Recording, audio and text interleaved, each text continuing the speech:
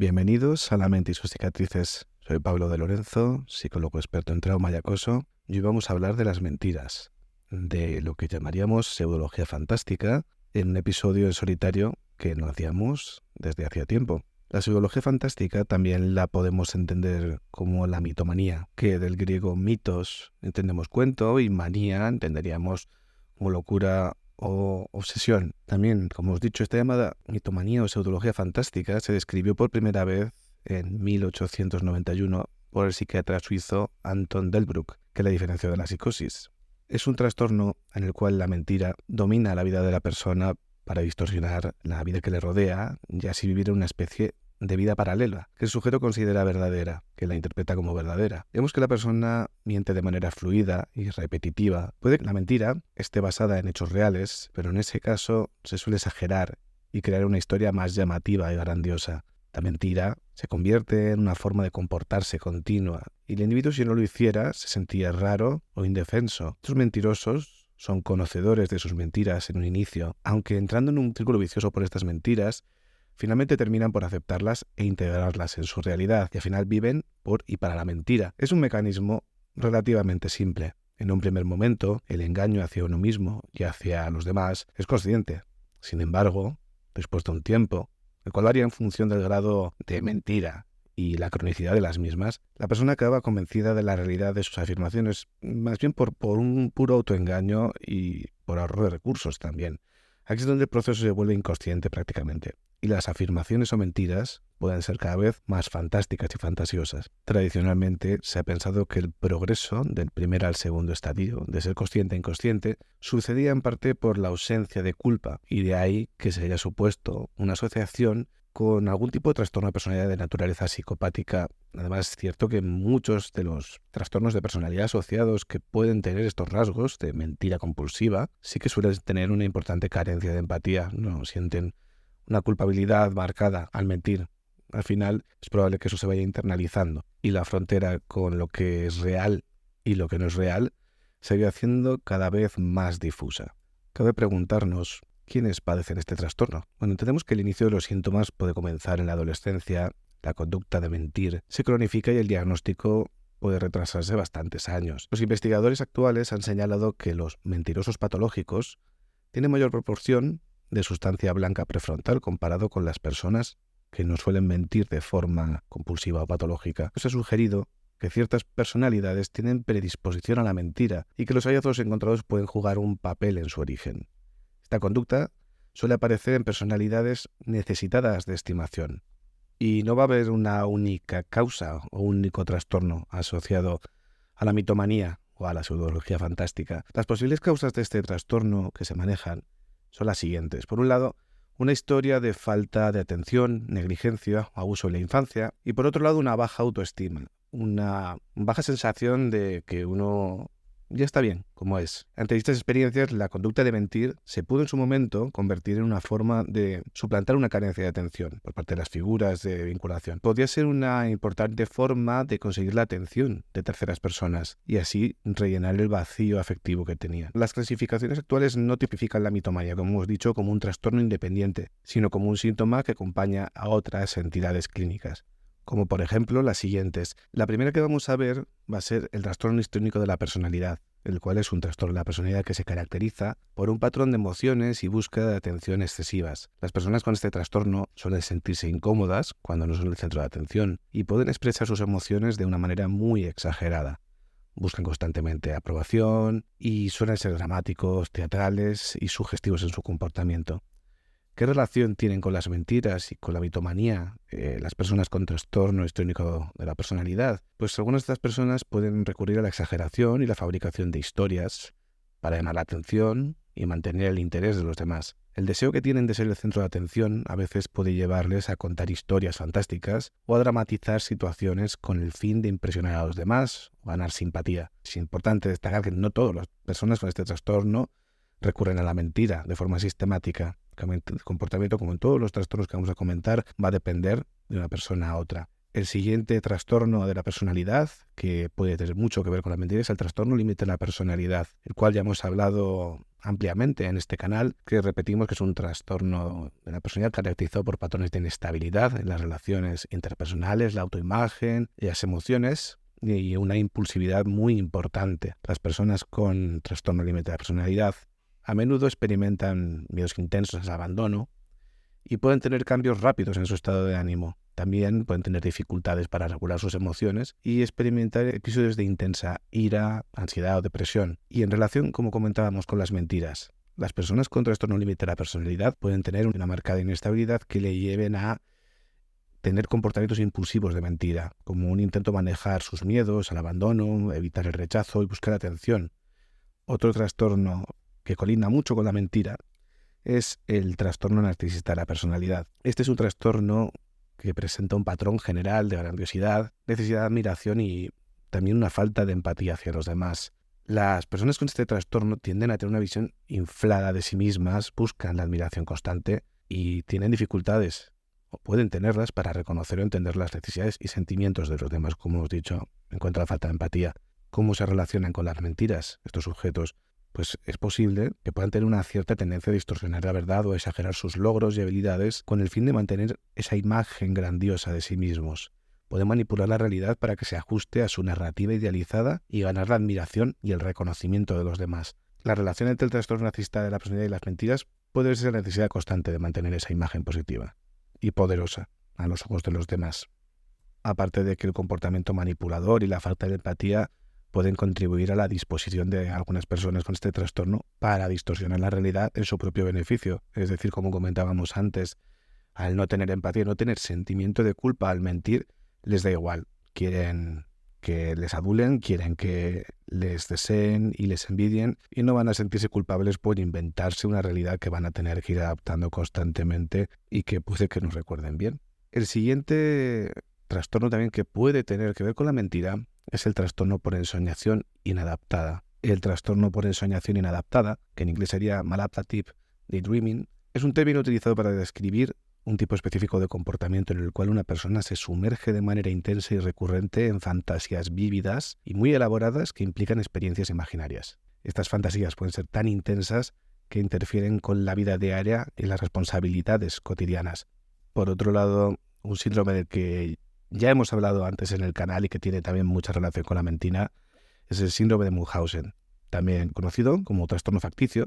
Es un trastorno psiquiátrico en el cual la persona simula, exagera o induce síntomas de una enfermedad física o psicológica con el propósito de asumir el rol de paciente. Esta condición lleva a la búsqueda de atención médica y a someterse a procedimientos médicos que son innecesarios realmente. Es importante destacar que el término síndrome de Munchausen generalmente se utiliza para describir el comportamiento en adultos, mientras que en niños se utiliza el término síndrome de Munchausen por poderes cuando el cuidador es quien induce los síntomas en ese menor, como ya comentamos en el episodio. ¿Y cuál sería la relación que tiene el síndrome de Munchausen con las mentiras? Pues un papel central realmente, ya que la persona afectada por este trastorno va a presentar un patrón de engaño, va a fabricar síntomas médicos. Estas personas pueden inventar y manipular pruebas, exagerar síntomas, provocarse síntomas físicos para mantener la atención médica constante y la atención de los demás. O sea, la motivación que hay de fondo, más que la búsqueda de beneficios secundarios físicos, de dinero, lo que sea, es la búsqueda de compasión, simpatía o atención, así como la satisfacción emocional que obtienen al asumir el papel de enfermo. En general, en estos trastornos que hemos visto, suelen ser personas que huyen de su escaso amor propio con sus mentiras para atraer la atención y la admiración de los demás, pero sin seguir una gran estrategia. Esto diferencia su conducta de la mentira utilitarista, del psicópata y de las mentiras esporádicas. Las mentiras de las personas con pseudología fantástica o que tengan un nivel de mentira compulsiva siguen un patrón impulsivo en el que se van metiendo cada vez más en un círculo vicioso de mentiras que tienen que tener un gran esfuerzo por sostener. Y esto va a provocar un nivel importante de síntomas, como por ejemplo unos niveles elevados de ansiedad. Va a existir una ansiedad previa, como por ejemplo una insatisfacción económica que les hace mentir, o una falta afectiva de pareja, de una historia personal atractiva. Esa misma mentira les va a generar ansiedad y la van a combatir mintiendo. Y es el mismo círculo que aparece casi en un trastorno obsesivo compulsivo. Les puede venir la idea y la van a tener que compensar mintiendo. Van a tener bastante ansiedad.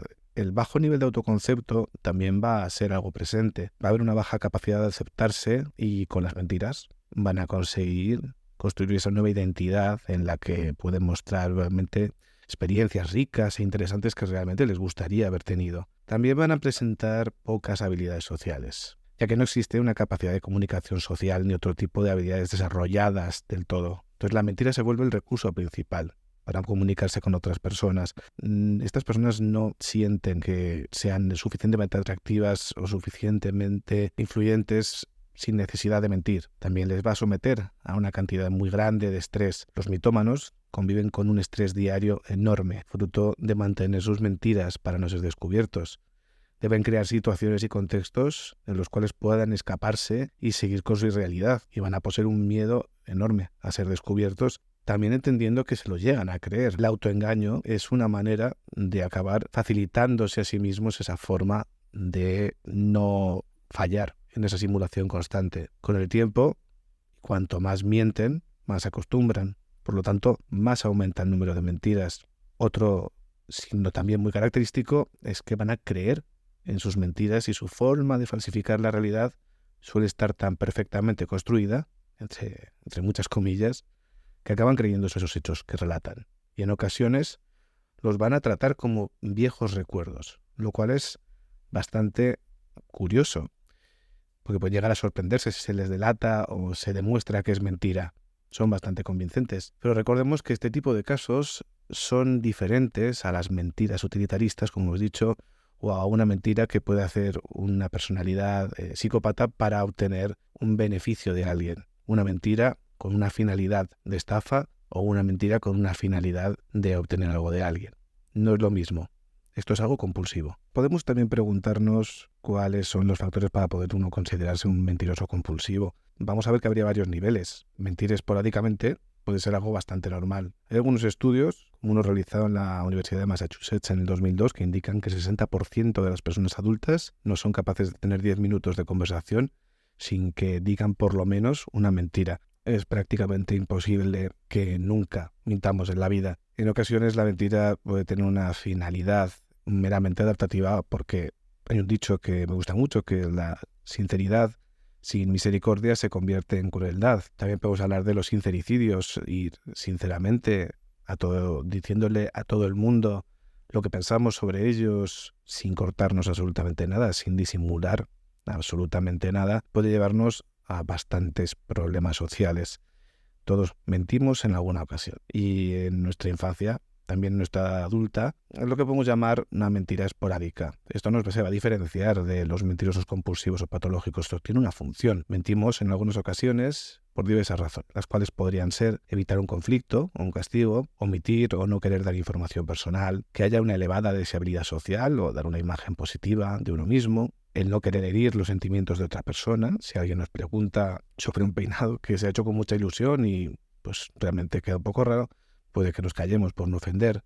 Podemos no querer preocupar a la otra persona y ocultamos un problema que tenemos, o evitamos o posponemos alguna tarea o actividad no apetecible. En todas estas situaciones que hemos comentado, la conducta de decir la verdad es considerada o peligrosa, o incómoda, o desagradable o innecesaria, y la mentira simplemente nos hace escapar de algunas sensaciones de forma inmediata, aunque luego nos pueda traer algún problema.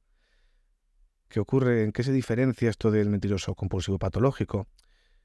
Los beneficios que busca el sujeto que miente de forma patológica se encuentran más bien en factores sociales relacionados con una constante búsqueda de aceptación, de agradar, de gustar, de éxito y de aparente desarrollo económico y social. A las personas que tienen esta mentira patológica no lo están haciendo por los motivos que hemos comentado. A estos mentir, a los mentirosos patológicos, a los mitómanos, mentir les proporciona recompensas inmediatas como atención o admiración de los demás. Esto suele estar motivado además por esa baja autoestima que hemos comentado antes y poco aprecio que se tienen a sí mismos. Inventan una realidad para que los demás se la devuelvan y disfrutan de ese asombro que provocan. Así la mentira se va a presentar como una forma de obtener esa admiración que han necesitado siempre. Conforme va pasando el tiempo, se hace probable que algunas de sus mentiras sean descubiertas, y cuando esto ocurre, la persona recibe todo lo contrario al objetivo inicial, y su entorno más cercano, que ya lo conocen, la familia y amigos, sienten que han sido engañados, comienzan a no creerles, a no prestarles atención, e incluso a aislar a este tipo de personas. También se va a ver una falta de aceptación de la propia realidad personal. Se busca una vida más aceptable para sí mismo y para los demás. Si la persona, por ejemplo, viene de un entorno con bajos recursos y siente que los demás de su entorno la van a rechazar por ello, puede inventarse una vida fantasiosa. Entendemos también la compensación de sentimientos de inferioridad o frustraciones afectivas, pero al fin y al cabo lo que encontramos es una incapacidad para poder decir la verdad. Necesitan mentir para mantener ese castillo de naipes que es súper frágil y tienen como una tentación de seducir a los demás, sobre todo porque si no se sienten poco valiosos y poco reconocidos. Y curiosamente va a haber varios cuadros representativos, 5 entre ellos, de pseudología fantástica, varios casos. El primero sería el imitador, que asume un rol que no le corresponde, como médico, sacerdote, psicólogo. Esto muchas veces acaba en denuncias ya que les acaban pillando. Luego encontramos también el otro arquetipo, que es el estafador, que asume el rol de una persona poderosa y rica. Por otro lado encontramos el falso confeso, que se declaran culpables de algo que no han cometido, buscando probablemente atención en los medios de comunicación. Asumen haber sido los asesinos famosos de alguien que se encuentra en paradero desconocido, el culpable, obviamente, y consiguen la atención que buscan. Tendríamos también el ultrajado, que refieren a haber sido víctimas de violencia, robos o secuestros, pero es todo mentira, con tal de obtener la atención del vecindario, del entorno y obtener el afecto y el cuidado que necesitan. Es importante, cuando hablamos ya de tratamiento para este tipo de problemas, como es la mitomanía, tenemos que tener en cuenta que prácticamente siempre está asociado a otro trastorno. Entonces tenemos que tratar ese trastorno al que va asociado. Generalmente estas personas no suelen reconocer que tienen un problema, con lo cual no creen necesitar ayuda profesional.